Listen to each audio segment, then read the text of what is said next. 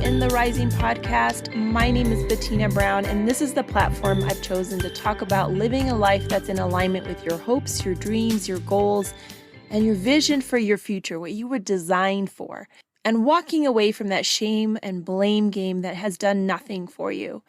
And I always like to start off that I am not a licensed counselor, psychiatrist, but I am a healthcare professional who loves to figure out what makes people tick. And right now is basically my interview season, and I have just had wonderful guests, and today's guest is absolutely no exception. Her name is Gayle Petrillo, and she's a phenomenal woman. She is a burn survivor.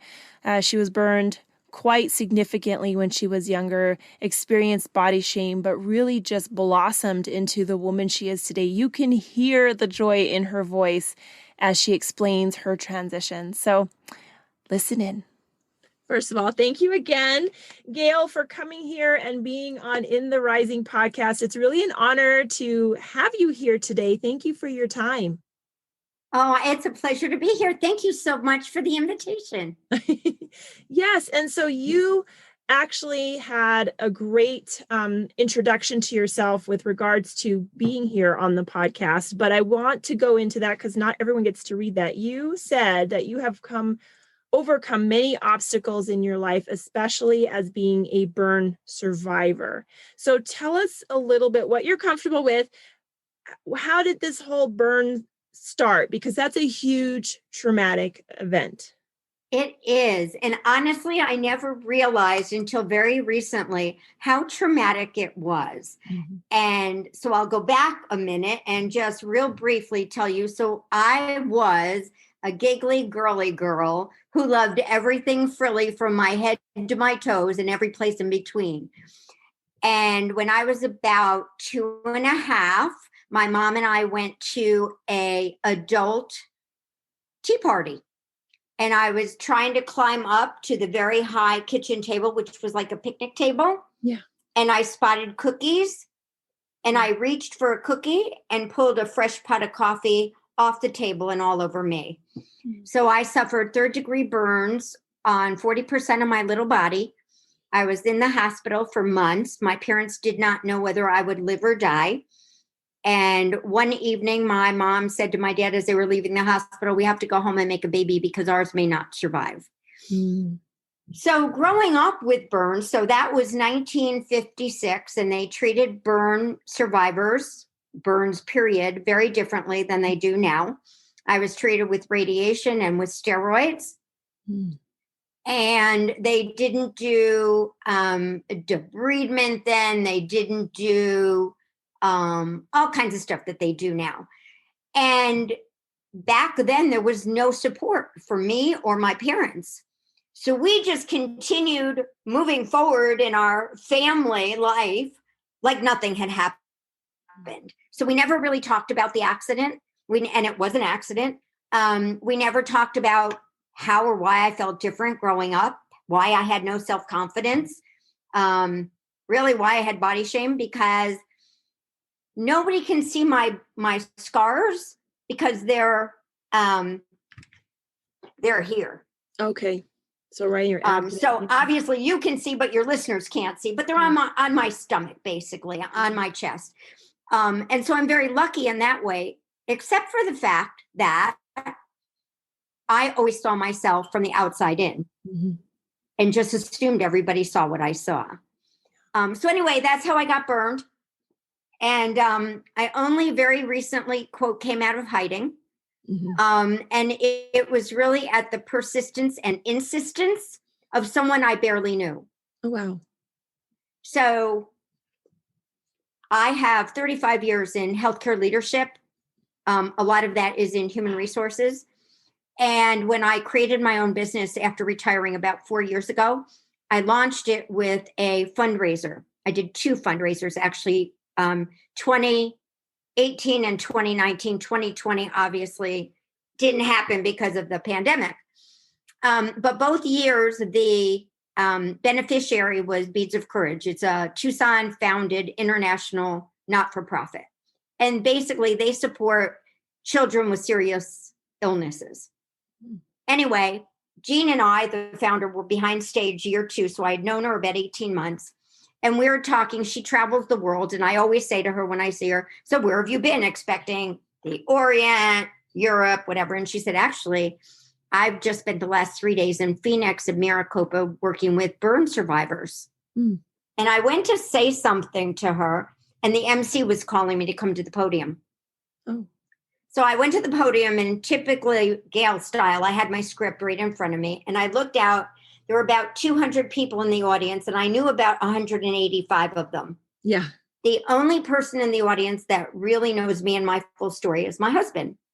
And so I stood at the podium for a second, and tears started to flow. Mm-hmm. And I had like no control, and I wiped him, and I was like, so sorry, guys. But I was just talking with Jean behind stage, and she told me she just spent 3 days with burn survivors. And I wish my family and I had that kind of support when I was burned as a toddler. Mm-hmm. You could hear the room gasp and then dead silence. And afterwards, several people came up to me, but one gal in particular who I knew by reputation but had never met. Yeah. Kathy came up to me and said, you have a story, girl. Let's go to coffee. I said, let's go to coffee. I'd love to meet you, to learn more about you, but there's no story. And she goes, oh, yeah, there is. So we did several coffees, several wine, lunches, dinners, lots of wine, more wine, more wine. And over the next like 3 months, she got my story out of me. And she's like, you got to write a book. And I'm like, no, my husband's the author, the journalist. I don't do that. So that was like late December, just before Christmas. In January, my mom was living in Florida. My sister was living in upstate New York, and I was here in Arizona. And we got together, which we did every like 3 or 4 months. And so over dinner and wine one night, I sound like an alcoholic. Over dinner and wine one night, I said to my mom and my sister, somebody's asked me to tell my story. I've never done that. What do you guys think? And my mom's like, I think it's great. If it'll help you, I think go for it. And my sister said, well, let me know if there's anything I can do. She's a ghostwriter and a PR marketing professional. Mm. And so I came home and I said to my husband, the writer, how do you write a book? And he said, sit at the computer and just type. Don't worry about a title. Don't worry about a beginning, middle, end. Just type your heart out. And I think, and he's my most avid supporter. We've been together 42 years. I think he really just figured I would like ramble, right, in words. And I came to him about 10 days or so later, and I said, I have 60,000 words. And he was like, oh my gosh, right? Let me read it. So he read it, and he's like, this is really story worthy. He said, but I'm way too close. I can't edit it. So we sent it off to an editor friend. She edited it. I sent it out to publishers and to agents because there's a catch-22. You can't get published by a publisher if you don't have an agent. Agents don't want you unless you have a publisher. But I had sent it to this one publisher who's in Florida. And within an hour, I got an email back. And she said, my son was burned as a toddler. I want to publish your book. And as they say, the rest is history. Yeah. Yeah. And so, you know, as a physical therapist, to just read the 40%, like I know the math, and I really thought she almost lost her life. Yes. And I was wondering, as you were going through your story as a child, did you realize that you almost lost your life? Not honestly until very recently. I had no idea. Yeah. No idea. I mean, obviously growing up, especially as a later toddler and into my early grade school, I mean, there was pain and there was the scar tissue left, right, that had to heal over time. But I never thought about, oh my gosh, I almost died. Very recently, I have become a certified SOAR, SOAR, peer support person through the Phoenix Burn Society. I think they're out of Wisconsin. And working with the Arizona Burn Foundation in Phoenix. And we are creating a hub in Tucson, which is very exciting. But anyway, through the certification process, the last step was meeting with a psychologist. And because of COVID, we didn't meet in person. We did a Zoom. And the question she asked me, and she said, you realize you've suffered post-traumatic stress disorder. I'm like, I did? I had no idea. I've just gone on with my life, right? Not really realizing that a lot of the things that I experienced all growing up through teen years and adulthood, I never like thought, oh, well, this is because I was burned. It was just who I was. Yes. And I think to hear that later on that you did have some PTSD, did that help you put in context some events of your life a little bit? Absolutely. And as a peer support, I work with people in the hospital that are survivors and with family members. And I'm also part of several national and one international out of Toronto support group for burn survivors. And what I'm learning is as you share your story, they get more comfortable sharing their story, and it's healing for everyone. Or both. And you also learn that you sometimes get triggered by something someone said. And so that to me has been a learning curve, right? It's like, oh my gosh. Like I never thought about why I was always afraid of gas stoves, fire, burns. I mean, it makes sense now, but I never put that together until about 4 months ago. Yeah. Yeah. And it's just this learning process. And, it's also good to know because you're the support person now, if people could know that link and triggers so much younger and their family and friends, loved ones would be able to help know how to interact with them, talk with them, and help them cope. Because I'm sure your parents, I mean, just to say that you're just to say, I'm not sure my child will survive is deep, a deep hurt for your mom. Yeah, for sure. And they never talked about it. No. They never talked about it. I have cousins that didn't know I was burned. Oh, wow. And and the only reason my sister knows is because, she was 3.5 years younger than I. And so she knew, obviously growing up, that her sister was different. But yeah, it's just very interesting. Like nobody knew. Yeah. And so you're talking at this Phoenix Burn Society. You've written this book, and now you are very visible. And the thing is, you mentioned that you gave this speech to 185 people that knew you out of the 200, because it's really something that we tend to hold more invisible. We try to hold those scars. What did you feel right after that moment of saying to that group of people that you were a burn survivor? I had two thoughts simultaneously. Oh my goodness, what did I do? What did I say? Yeah. And phew, it's out. It was like a weight being lifted. After all those years, coming out of hiding, all those years of keeping it quiet. And now I am very visible. As I was growing up and even into my adult years, I would do everything possible not to draw attention to myself. As a kid in school, I would know the answer. I was pretty smart. I would never raise my hand. And if I got called on, I would stumble so badly because of the lack of self-confidence. I couldn't answer the question. So I sounded stupid. I was just, So, I was reading more about you because I've done my research. I love to research. And you have this like paragraph about all these different opportunities, going out of your comfort zone to talk to people. Yes, I want this job. Yes, I'm willing to learn this. Yes, I'm doing all of this. Where was the shift? What was this moment in time that changed you from, I won't raise my hand, even though I know the answer, to interviewing for jobs that are way outside your comfort zone and you still learning how to be qualified for? Yeah, great question. And great understanding, I guess I would say. That's probably the wrong word. But anyway, so two things I think happened, maybe more than two. One, as I said, I've been married to my husband a long time, so we've grown up together. And he always was in jobs where he was very visible. He was running conferences. He did a lot of networking. And when I had the opportunity to travel with him, he would drag me along and he'd bring me in and say, so Jim, this is my husband, Gayle. Susie, this is my wife, Gayle. so on. And then he'd leave me. And I'd be like, gotta go get a glass of water or something, right?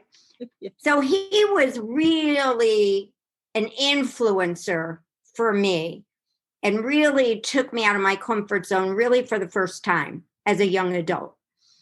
In addition to that, I was really, really very fortunate to have a lot of great mentors as I was working my way through corporate life and working up the ladder, if you will.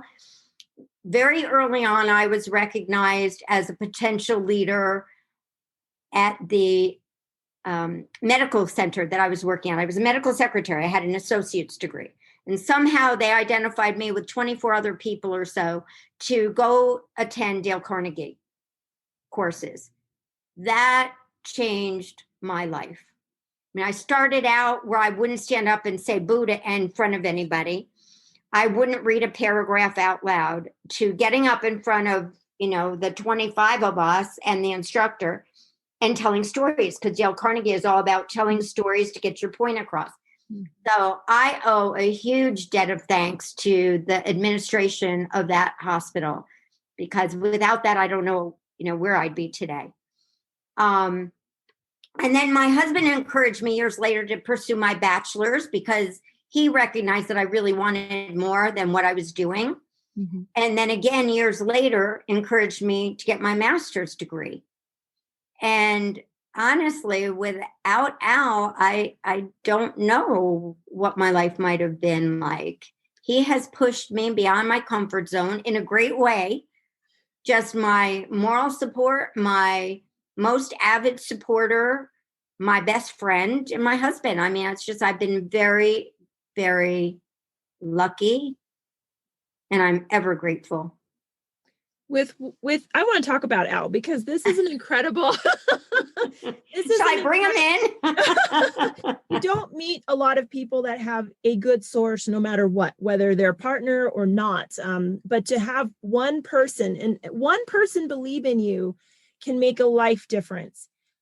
But because you were so quiet, how did you learn to build that trust to show him a part of you?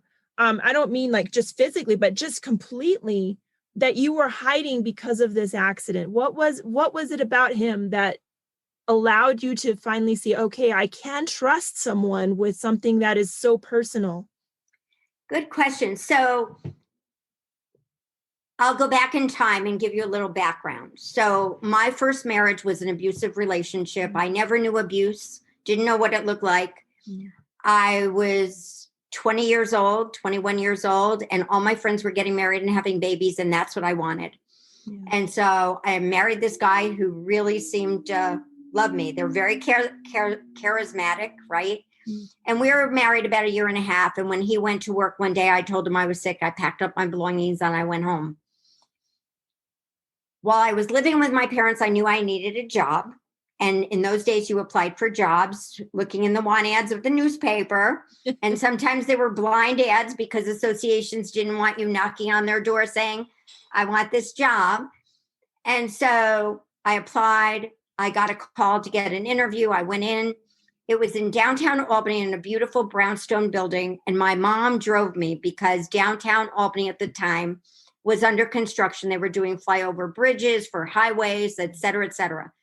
So before cell phones, before Starbucks, my mom drove me, dropped me off, and drove around and around for about 1.5 hours. Mm. I went on this interview. This guy and I had an amazing conversation about everything. And I came out of the interview and my mom said, so how'd it go? And I said, I met my next husband. Mm. I wasn't even literally divorced. My mom's like, I'm going to commit you. She and my dad scraped up some money. They sent me to 3 weeks out in Tucson, Arizona to stay with my grandparents and 2 weeks to stay in LA with my aunt and uncle.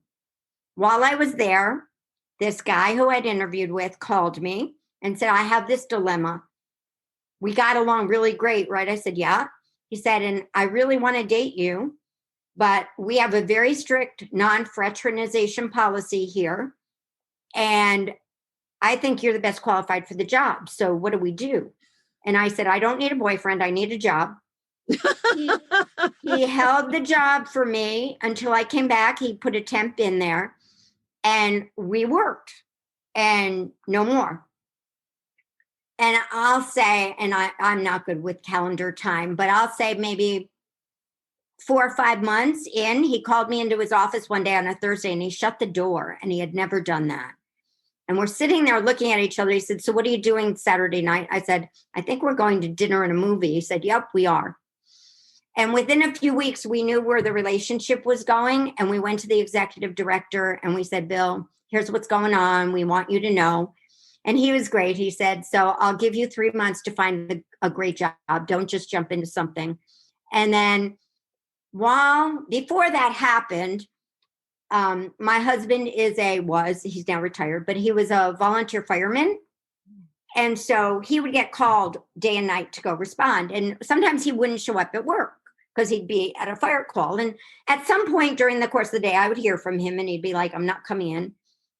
And I didn't hear from him one morning. And so at lunchtime, I got in the car. I drove to the firehouse. It was dead quiet. I drove to his apartment. His car was in the parking lot. I banged on his door. No one answered. I got the janitor or whatever to reluctantly open the door. And I walked into his apartment, calling, yelling for him. And he was unconscious with 105 fever on his bed. Took him to the doctor. Doctor said, "You have mono and you either go into the hospital, you're not to be alone." And Al wouldn't go into the hospital. And I moved in and never moved out. That was 44 years ago. That is a great story. That is another book. That is another book, maybe someday. So, I mean, you asked about trust, right? So he had my trust from day one. It's just that kind of very special relationship that doesn't happen very often. My parents were married for over 60 years. To the day my dad died, my mom and dad walked hand in hand everywhere. That's the relationship my husband and I have. And that's amazing. A beautiful relationship. And I find it interesting, and I know I'm not the only one that ever pointed it out, that he is a volunteer firefighter, and you were burned. Like right? That, he really was your savior in so many different ways, right? Yeah, exactly. Wow. Exactly. I love talking to you. So oh, you're a sweetheart. This is great. Thank you for letting me share my story. I really appreciate it. And so let's go on into what you're doing now. The first impressions, you retired and now you are a coach. You help people with mock interviews, body language, eliminating self-talk with presentations. How do you believe, like, again, that you were in healthcare, that was a service orientation, this is service. Maybe that's your love language, is that service. But tell us a little bit more about that and how we can learn. So because a lot of my background was human resources, I've seen the good, the bad, and the ugly with resumes, with presentation skills, with interviews, all of that. And so I think when I decided to create my own business, I never hesitated with the name of the company. It just was there. First Impressions Image Consulting. It was just an automatic, it can't be anything else. And so what I teach, and it's in the book, I think the last chapter of the book as well, we all have what it takes to find self-confidence within ourselves.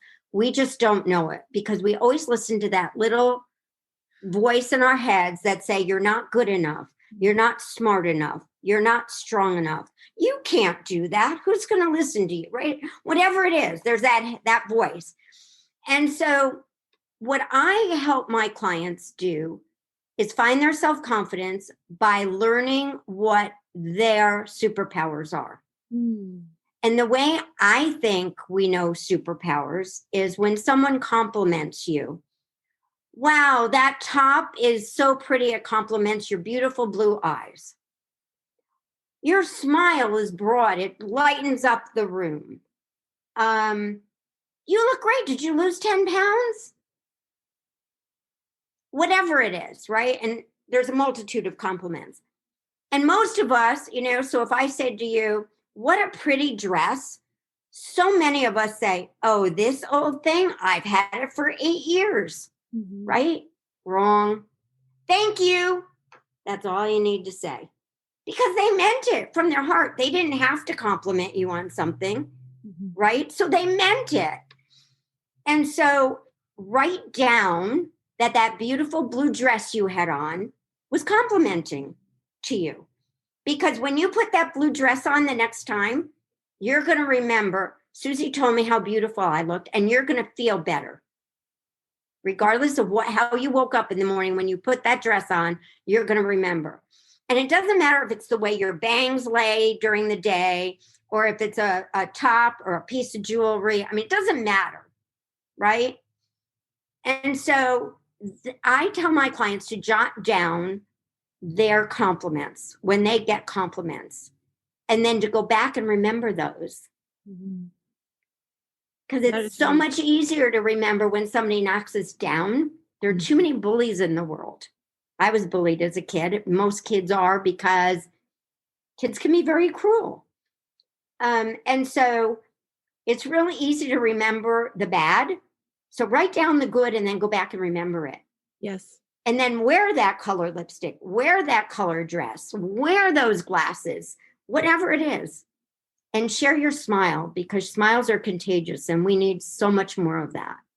Yeah. Yeah. You're absolutely right. And my father would always say, the whole world wants to knock you down. You don't need to stand at the front of the line with both hands helping them, right?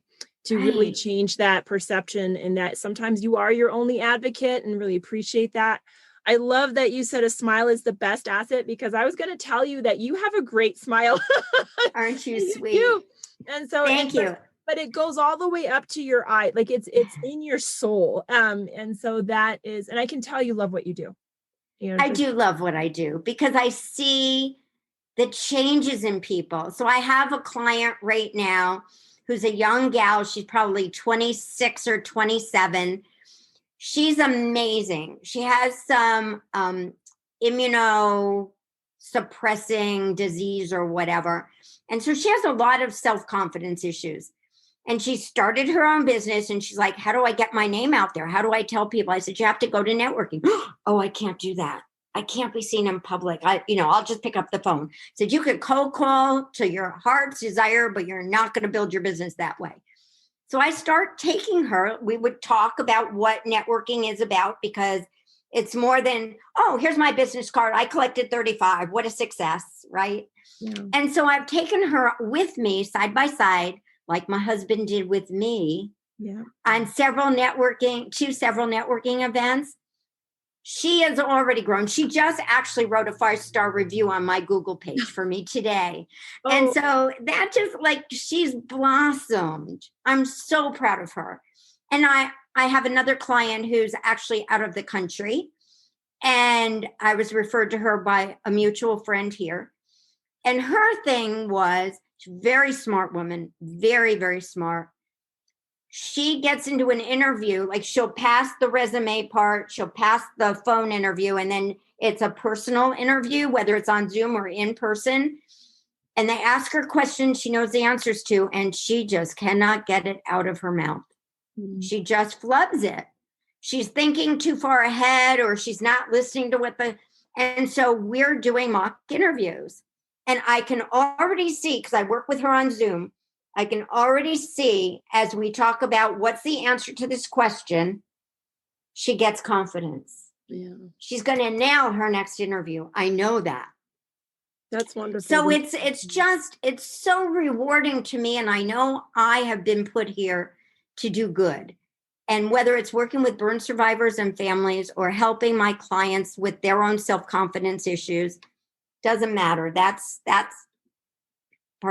what it's about right now. That's awesome. And then the last question I have for you, you've probably heard this too, what would you tell yourself in high school when you're being bullied? How would you tell yourself to rise up to the woman who's making the impact and the footprint, which is huge, that you're making today?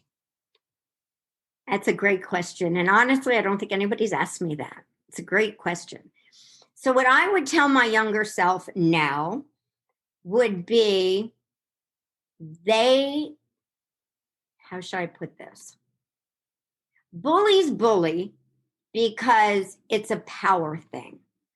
And bullies bully because they don't have self-confidence.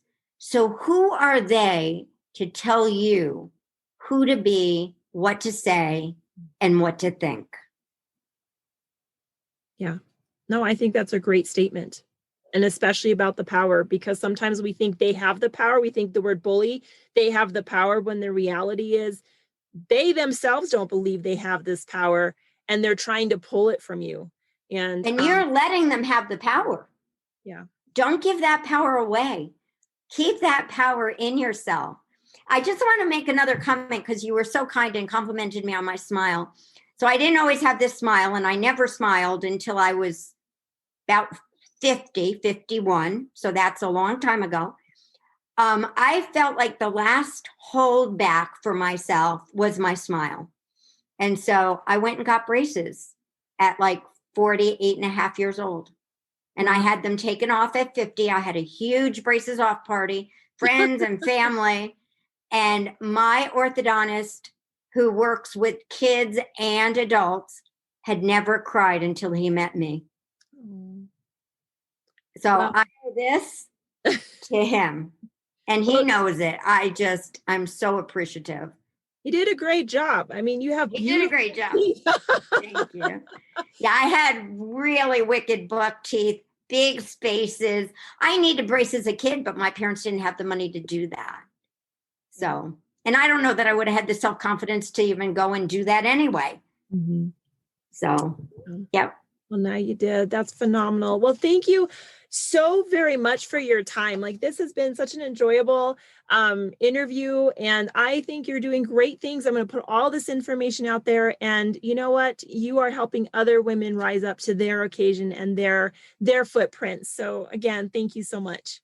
Thank you. I really appreciate your having me on and your time, and keep smiling because you have a beautiful smile too. Okay. Thank you so much. I sure hope you enjoyed this interview as much as I did. I think you could tell our voices kept getting louder because we were just having such a great conversation. She really is an inspiration of what she's overcome, and it does go to show that just having one person believe in you and thrive with you can really change your life. And so if you are that one person for someone else, never think that you're not enough, because you are. So I hope that you really enjoyed this podcast. And if you did, please leave it a 5-star review. It does so much to just broaden the horizons and put this in the ears and hands of those that could really need it. And until next time, let's keep building one another up.